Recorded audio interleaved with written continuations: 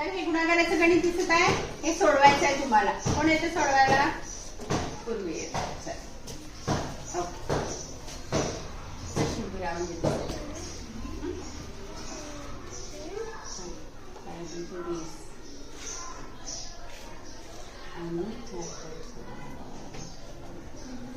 पूर्वीने गणित केलं, बरोबर केलं का बघा? नाही.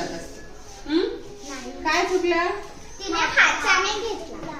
बरोबर, हा हातचा ती विसरली. इथं घेतला तिने 4 पंचे 20 0 हातचे 2, 4 चौक 16, 17 18 8 हातचा 1. पण शेवटचं करताना हातचा विसरली. पण आपल्याला हातचा नाही घ्यायचा असला तर एक पद्धत सांगते मी तुम्हाला. 345 गुणिले 4. फक्त आपल्याला खाली जागा ठेवावी लागते. जसं 2-3 अंकी संख्येचा गुणाकार करतो ना तसं.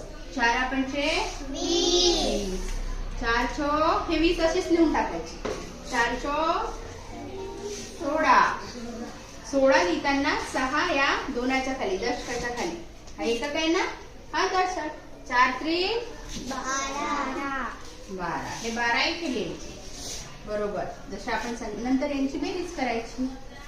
0, 2 आणि 6 8, 1 आणि 2 3 आणि एकाचा 380. आलं की नाही उत्तर?